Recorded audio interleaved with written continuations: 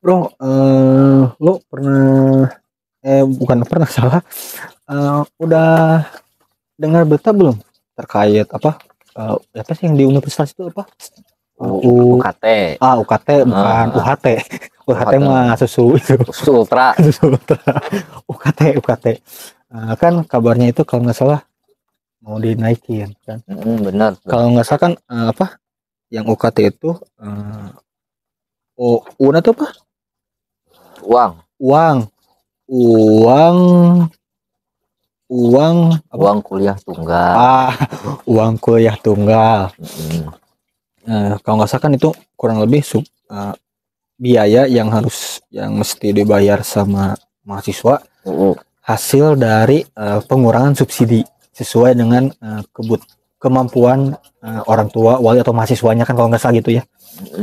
Nah, yang jadi gue bingung itu loh terkait apa UKT kan kalau nggak salah itu subsidi kan udah ada ya, subsidi buat pendidikan ya terkhusus mungkin untuk buat apa fakultas atau perguruan tinggi. Cuman yang gue heran tuh kok kenapa bisa ada kenaikan gitu, apa ada pengurangan subsidi atau biaya yang memang bludak atau gimana nih?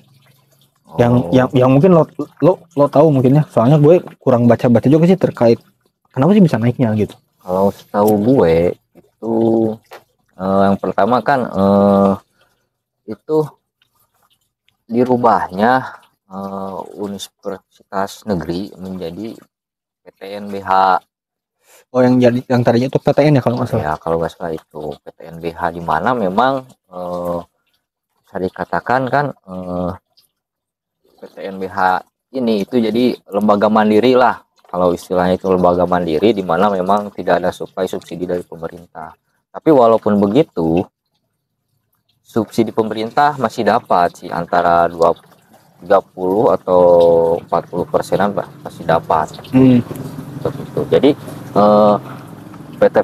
PTNBH ini difokuskan pendanaannya itu, penggalangannya itu dari studi dari donatur penelitian. Gimana tuh? Jadi ya ada kata seperti di Harvard Universitas kan itu. Oh, yang di Amerika. Ya yang itu kan itu. Jadi sistemnya jadi niatnya itu pemerintah itu ingin universitas negeri di Indonesia itu jadi lembaga mandiri, di mana fokus pendananya itu dari donatur untuk penelitian. Oh, jadi mungkin lebih ke si uangnya itu memang dari hasil para donatur ya. Yang memang ya untuk penelitian dan sebagainya lah, ya bisa berkembang lah gitu ya kan. sih, kalau nggak salah sih kan kalau donatur emang pada gede kan Ya biasanya pada kalau gede lah donatur ya. pasti, tapi ya setelah itu emang tidak membuahkan hasil. Tidak membuahkan hasil dari proses itu.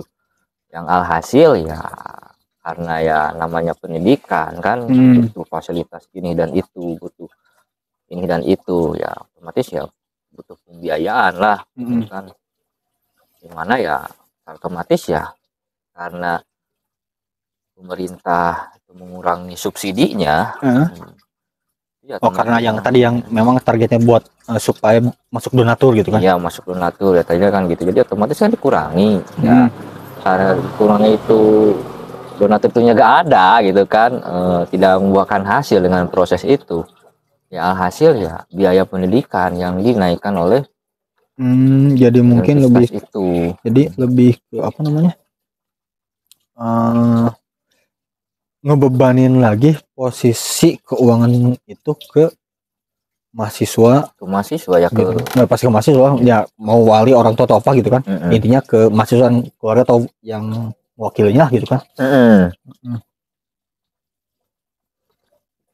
Nah kalau gitu kan gimana ya?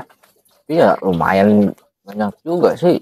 Itu naiknya itu luar biasa sekali. Yang tadinya 25 juta menjadi 200 juta, itu hampir 8 kali lipat lah itu naiknya. Bukan ya, hampir 8 kali bro. Ya 8 kali, itu luar biasa sekali. Dengan kalau memang dinaikkan itu ya mana mampu gitu, dengan rata-rata rakyat masyarakat Indonesia itu ya menengah ke bawah lah gitu kan. Bawah. rata-rata menengah ke bawah, ya otomatis kan dengan biaya segitu terbebani sekali kan masyarakat Indonesia itu.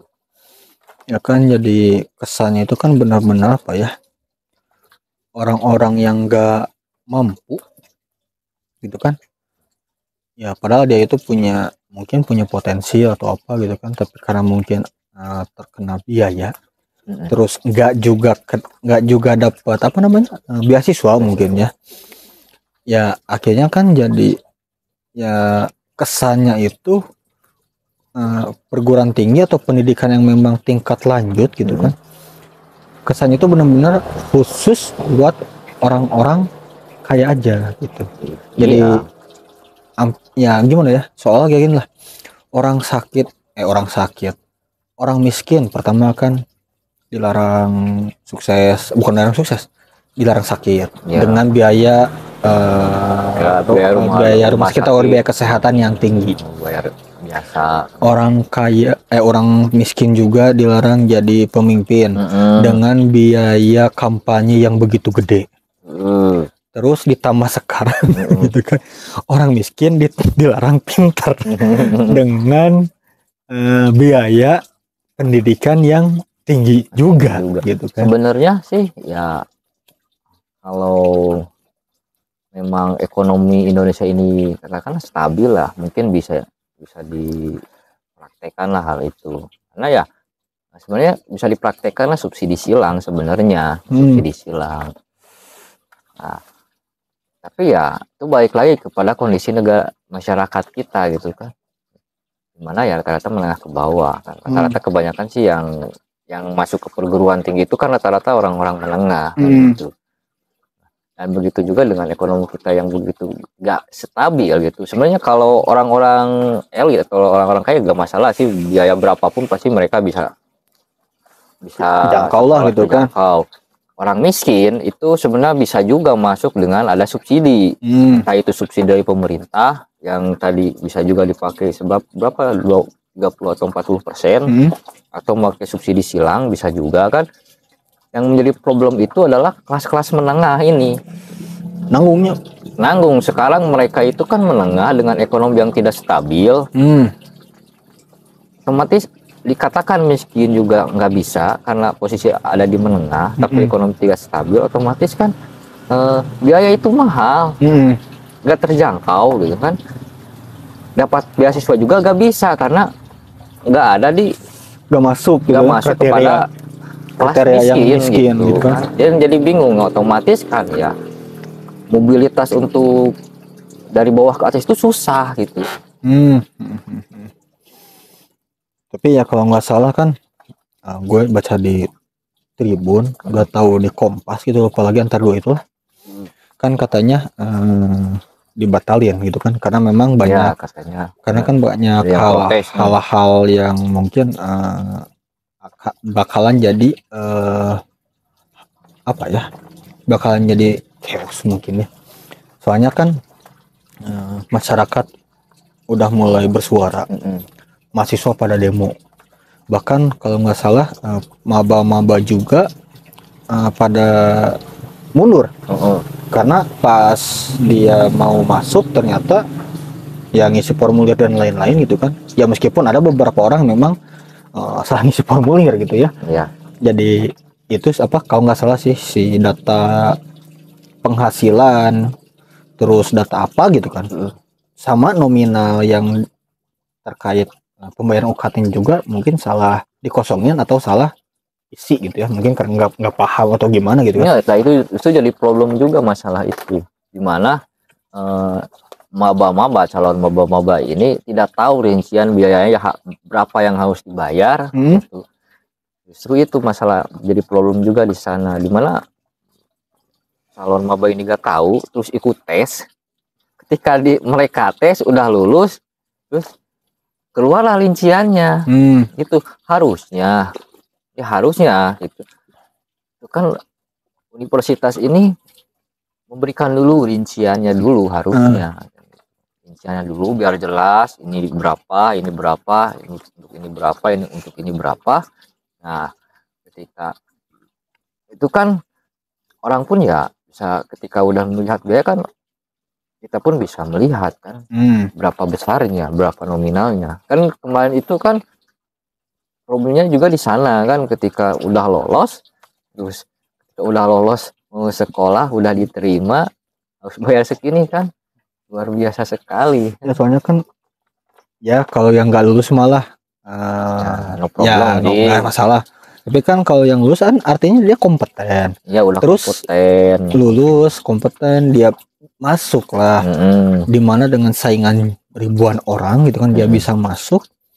Ya menurut gue gitu kan, sayang banget kok orang yang punya potensi mundur karena masalah biaya gitu kan. Jadi ya kesannya itu benar-benar sayang lah gitu kan. Ini anak bangsa yang mungkin kedepannya jadi calon pemimpin, atau mungkin dia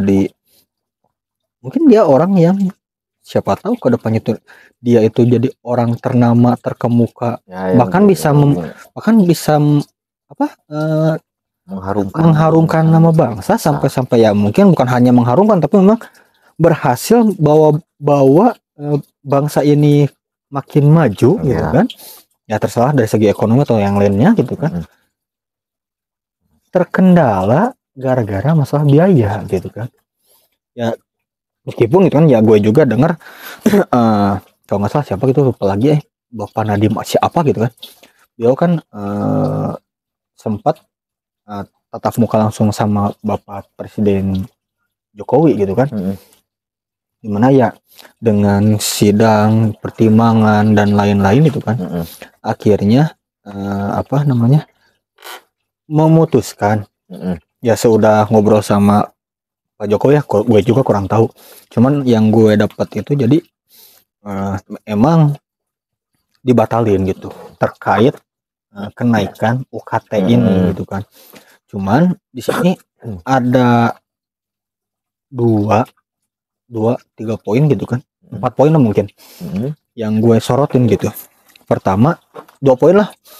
Yang pertama dari pihak universitas, ketika dapat surat. Jadi ini nih yang gue bayangin, jadi bukan dengan senang hati.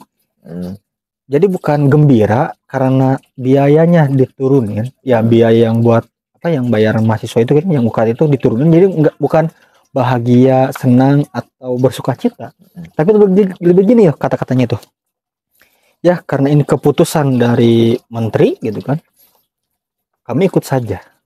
Kan pertama jadi kan kesannya itu kayak yang kepaksa. Ya terpaksa. Ya gimana lagi, toh menteri udah mutusin gitu kan. Sudah memutuskan. Ya gimana lagi. Ya kita nerima. Jadi kan kesannya itu jadi benar-benar si kampus ini benar-benar mihak ke mahasiswa gitu kan. Pertama itu. Yang kedua, kan ini bukan undang-undang nomor berapa lah, gue lupa lagi terkait masalah itu gitu kan. Dimana siapa lupa lagi ahli nate. Jadi dia itu bilang pembatalan ini nggak ngaruh. Soalnya kalau undang-undang berapa gitu kan, sebenarnya yang jadi pokoknya itu bukan masalah pembatalannya, tapi harusnya undang-undang yang nomor berapa gitu kan dicabut. Soalnya gini, kata-katanya itu jadi kenaikan UKT tahun ini dibatalkan dan akan terjadi tahun depan. Ya gue mikirnya gini loh, apa mungkin pembatalan kenaikan UKT ini gara-gara pertama masyarakat yang mulai resah, kemudian ya masyarakat yang mulai resah gak nerima, ya mungkin itu bisa jadi suatu chaos mungkin ya. Yang kedua, mahasiswa yang bukan ikut demo tapi mulai marak melakukan aksi demo gitu kan.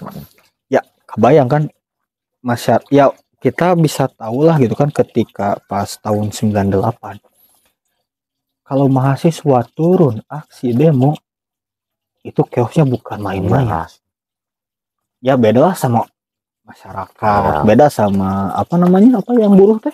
Ya buruh kan beda gitu kan, sama ketika mahasiswa yang turun langsung ke jalan bikin aksi gitu kan. Ya, Ya ini benar-benar bisa bikin chaos lah gitu kan. Emang nggak, kalau mahasiswa itu ya masih menunjung dengan idealismenya, masih beda dengan masyarakat atau buruh di mana memang ya mereka masih mikir ada keluarga dan sebagainya. Gitu. Tapi kan mahasiswa itu emang dididik untuk idealis kan gitu. Ya pasti ya ketika udah ngamuk ya, udah puncak emosinya ya idealisnya itu ya harus tercapai gitu. Kalau mahasiswa itu ya mungkin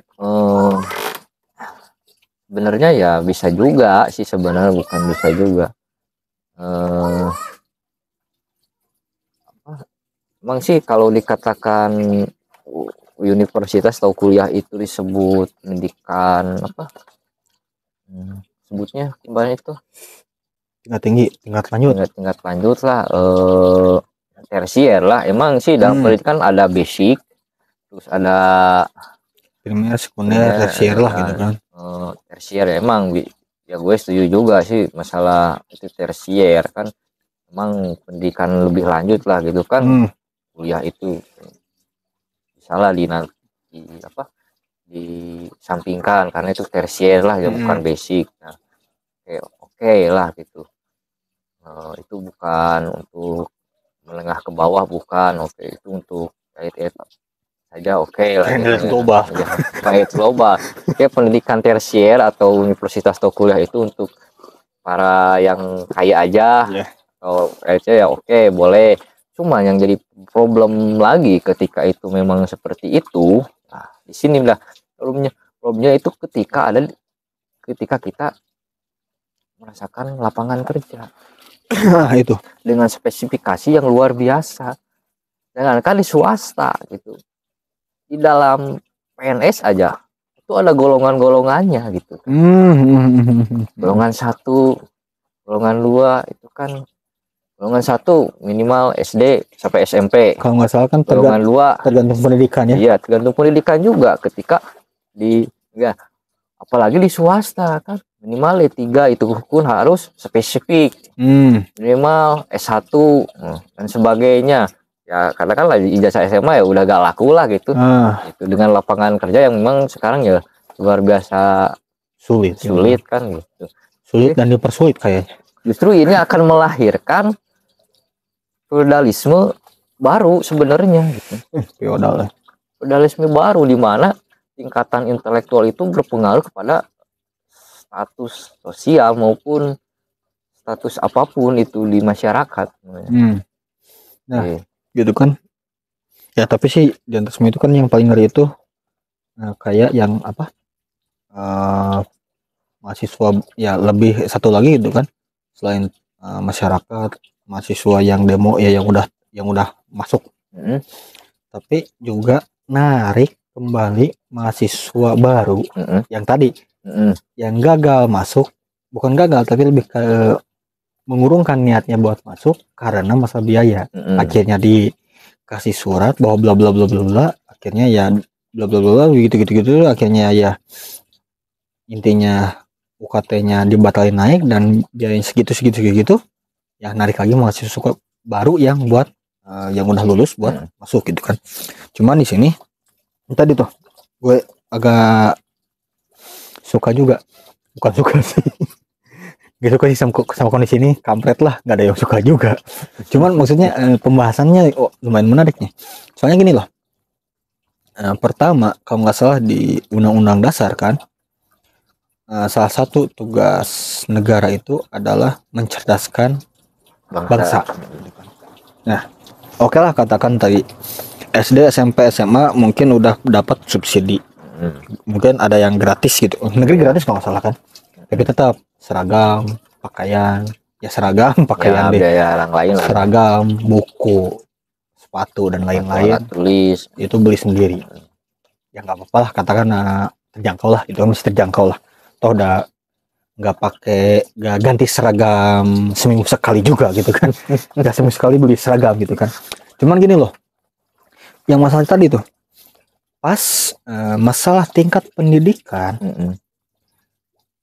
dijadikan patokan atau standarisasi buat lapangan pekerjaan, melamar pekerjaan. Masa gini loh, sorry ya, ini gue juga nggak tahu nih maksudnya ada SMK nih, SMK STM atau lain lah gitu kan.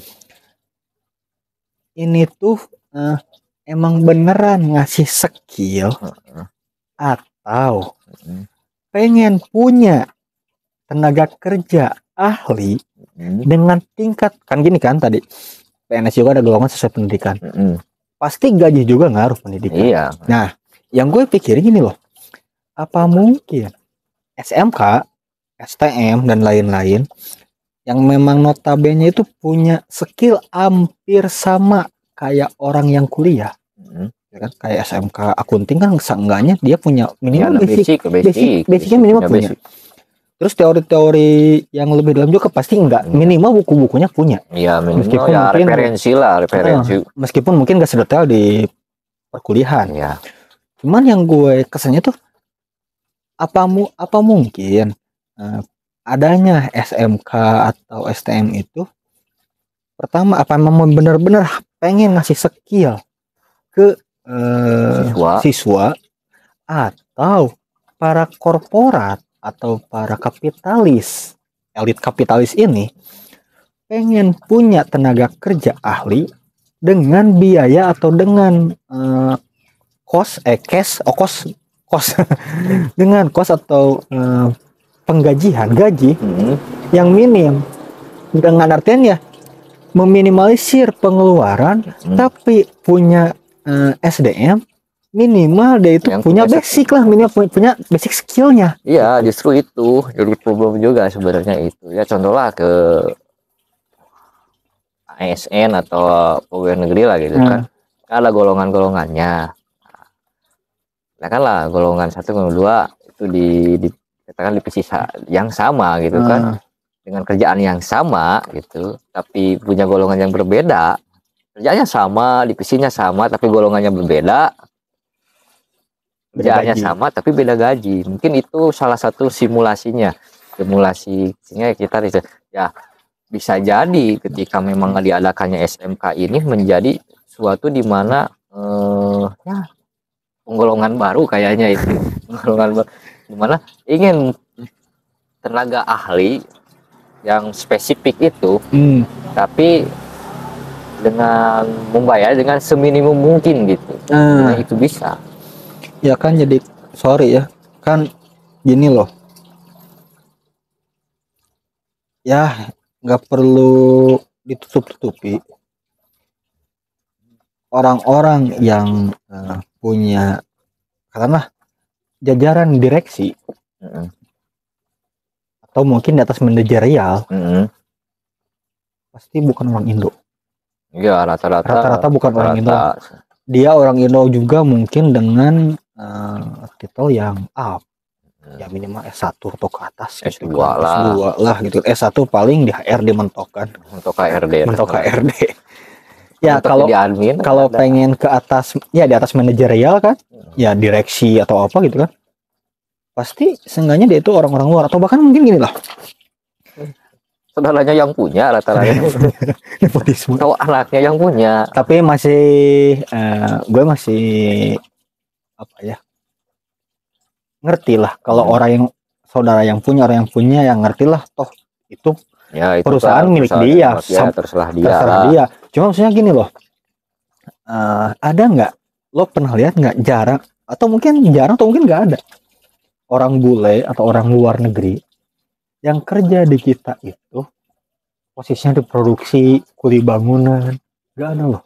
Ada sih, jadi mekanik gitu kan, atau kan mekanik juga bukan bagian yang benerin mesin, tapi lebih ke apa? Mungkin kepala bagian gitu kan. Yang maksudnya apakah ya di antara 200 juta lebih manusia di Indonesia gak ada satu orang yang bisa megang jadi kabag bagian kayak gitu. Kok harus sampai bawa dari luar negeri ya, gitu kan. Maksud gua ya itu juga sih, makanya di sini ya pendidikan itu ya walaupun itu tersier gitu kan, kuliah itu emang harus itu dilaksanakan gitu kan. Benar bukan kesannya tapi digambarkan tersier tapi kesannya jadi primer kan. Bener nggak? Sekarang itulah jangankan masuk ke jajaran yang mungkin lah perusahaan-perusahaan ternama, perusahaan-perusahaan kecil-kecilan aja lah gitu kan, jarang yang nerima bagian SMA kalau bukan bagian produksi.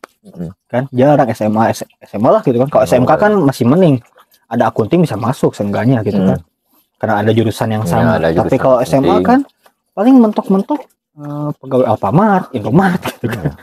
Atau mungkin masuk juga kalau ke perusahaan paling bagian produksi. Ya, itu pun juga susah gitu itu kan. Itu juga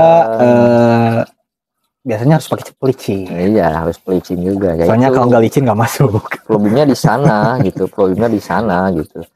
Makanya ini harus memang ya mana ya, harus dituntaskan lah sama masalah pendidikan ini, memang harus diuruskan lah. Karena ya memang itu penting sekali kan untuk kemajuan negeri kita ke depannya kan gitu. Itu yang gue pertanyakan itu kan, itu ketika subsidi untuk pendidikan ini ya lumayan besar juga sih dari APBN itu kan. Itu sekitar 20%-an kan. Ya berapa tuh? Kira-kira 700 triliunan lah. 665 triliun ya, genapan 700 triliunan lah gitu kan, kurang lebih 3 kali lipat korupsi kemarin. Iya. Itu 700 triliunan ya, luar biasa gitu kan. Cuma yang jadi pertanyaannya itu gitu kan, uang 700 triliun itu ya bisa dikatakan ya kemana, maksudnya ya pasti kemana ya, karena pada faktanya di lapangan ya kalau memang subsidi itu sebesar itu, memang kalau subsidi sebesar itu harusnya tidak ada anak yang putus sekolah. Apa alasannya? Iya, apa alasannya? Biaya udah ada ya, kecuali kalau malas lah gitu kan. Ya, tapi kalau dilihat sekarang kan ya sorry ya, mestinya kan apa sih yang bikin malas ya, kecuali memang orangnya yang emang baperan atau apa gitu kan, emang basicnya malas ya bang. Tapi kan kalau dilihat dari ya kata aspek yang lain gitu kan, seharusnya nggak ada alasan lah. Iya, harus ya, alasan. Ya, justru yang minimal kan SMA-nya beres lah. Ya minimal SMA beres atau SMK beres. Tapi kan rata-rata yang putus sekolah itu terkendala masalah biaya gitu kan. Itu. Nah, terus justru yang jadi pertanyaan, ini 700 T ini kemana gitu. Nah itu. Nah, ya itu gitu kan. Yang gue juga jadi pertanyaan gitu kan. Mencerdaskan bangsa itu ada di Undang-Undang Dasar. Berarti udah tugas pemerintah. Tapi kok di sini ya sorry itu saya gitu kan, pas gue lihat kok kayaknya itu ini emang benar serius main-main atau gimana gitu kan. Pas lihat memang kondisi pendidikan kita itu benar-benar ya ngeri lah. Jangan ngomong masalah pendidikan lah, tes IQ aja maksudnya gini loh. Oke lah, kalau masalah IQ memang nggak ngaruh sama pendidikan. Tapi kan cara pandang, sudut pandang, terus cara berpikir kan sebenarnya itu mau nggak mau tingkat pendidikan tuh ngaruh loh ke tingkat pemikiran atau sudut pandang. Ya, beda kan orang yang sekolah sama yang nggak sekolah, beda sudut pandang. Pasti beda. Benar nggak? Pasti beda. Tapi kalau sekarang sorry ya, mau yang sekolah, mau yang enggak, mau yang sekolahnya tinggi ataupun sekolahnya rendah, sudut pandang atau ending itu sama. Iya.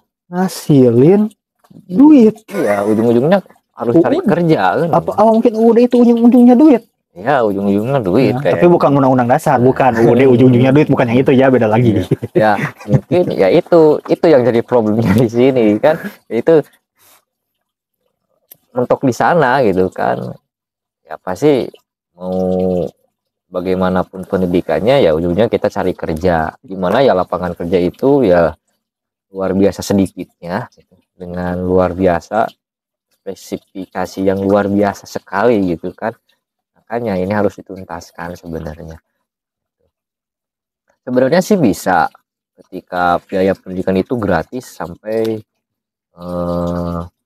universitas bisa sebenarnya kalau memang subsidi ini gitu subsidi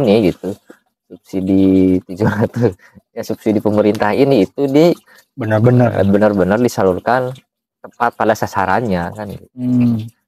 Itu harusnya kan pada faktanya di lapangan ya gue juga gak tahu sih bagaimana gitu kan pada lapangannya kan bagaimana kan gitu. Contoh lah bisa saja pendidikan ini digratiskan sampai universitas gitu kan, tapi mengorbankan fasilitas yang lain disubsidi bisa kan gitu. Sebenarnya itu solusinya bisa juga. Atau pendidikannya nggak disubsidi tapi ini lapangan pekerjaannya gimana nih nah gitu kan. Atau subsidinya justru yang jadi pertanyaan kenapa dikurangi itu subsidi kepada universitas gitu kan. Yang subsidi itu dikemanakan? Itu jadi pertanyaan juga sebenarnya. Sedangkan subsidi yang lain juga gak tahu kemana. Ya sorry kan, Pertalite mau dihilangin, Pertamax mau di-up. Ya maksudnya jadi sebenarnya negara itu ngasih subsidi di daerah mana sih? Gitu. Ya, sebenarnya kalau bisa mengelola subsidi dengan baik, itu dengan tepat sasaran ya insya Allah lancar sih sepertinya. Ekonomi negeri kita itu lancar ya. Contohnya banyaklah subsidi yang memang nggak tepat sasaran lah ya, contohnya seperti subsidi BBM atau subsidi listrik. Nah, contohnya lah gue orang miskin sama ya, contohnya gue orang miskin lah. Orang miskin di rumahnya pakai apa aja sih gitu, paling TV, handphone, beli lampu penerangan, paling mana paling kipas angin doang, paling tambah mungkin kalau sekarang tuh biasanya itu ada mesin cuci biasanya ya, tapi nggak semuanya juga semuanya kan. Nah itu kan sedangkan di orang-orang yang ada gitu kan yang pakai KWH subsidi kan gitu, meteran subsidi dalamnya apa aja?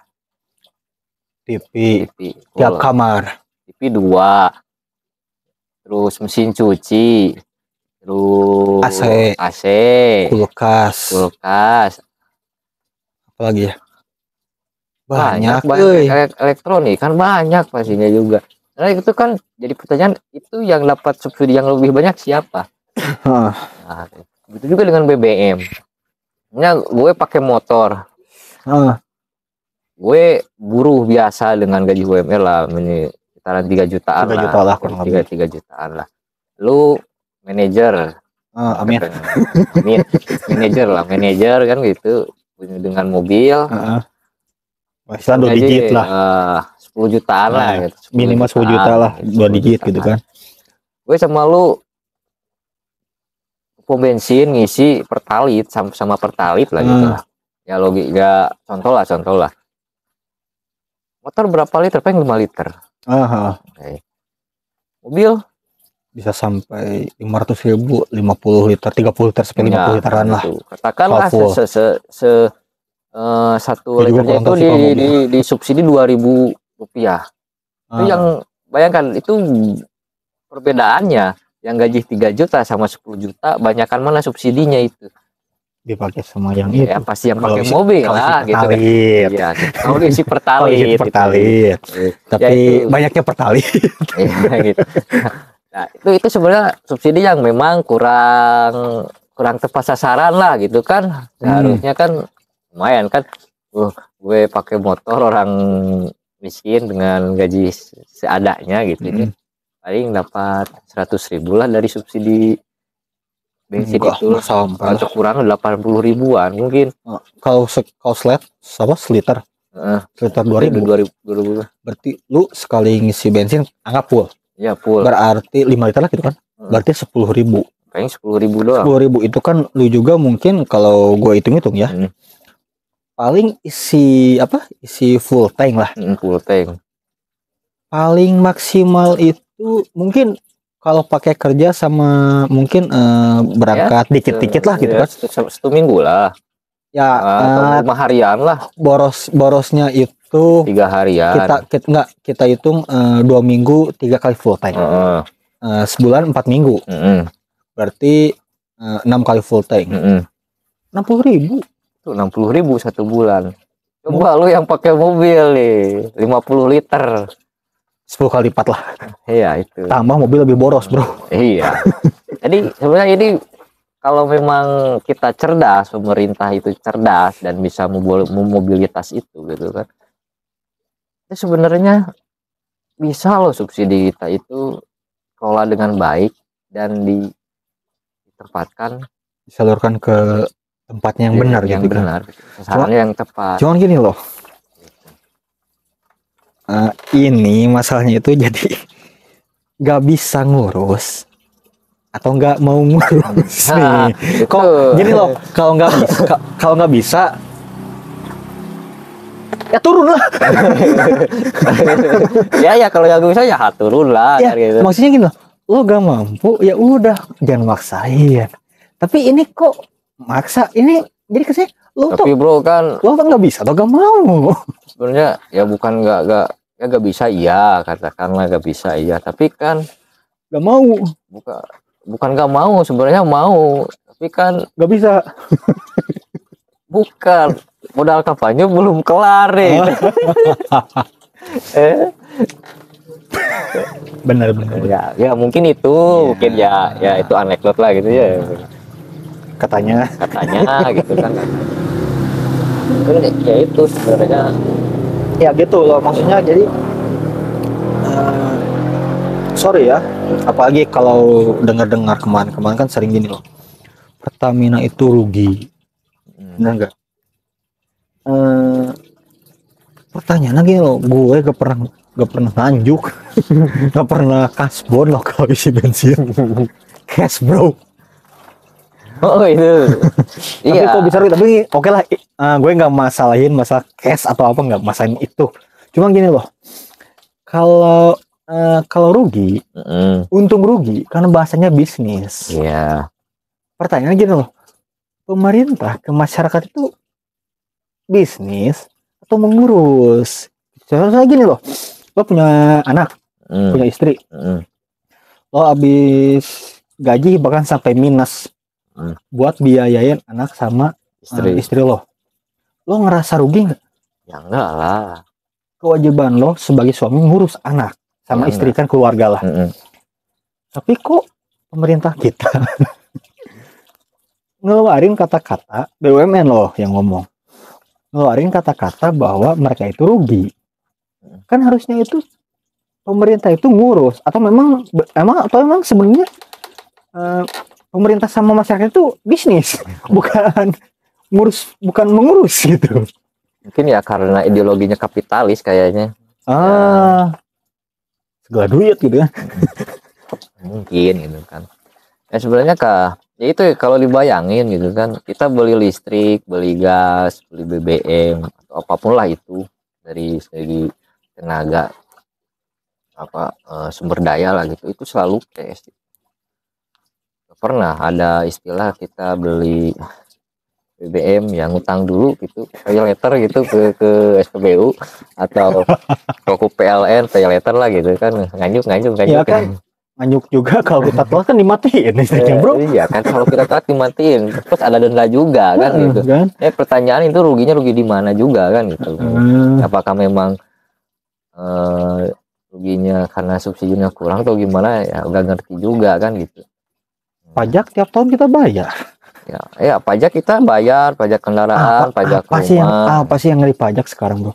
Pajak rokok juga tiap hari. Ya kan maksudnya gitu loh, maksud gue oke lah, gue nggak bisa ngitung masalah untung rugi, gue bukan ahlinya gitu. Cuman di sini kan negara itu berkewajiban mengurus masyarakat, rakyatnya kan kewajiban pemerintah mengurus masyarakat. Tapi kok kesannya dengan keluarnya kata rugi, untung rugi kan. Kalau rugi sama untung pasti Iya.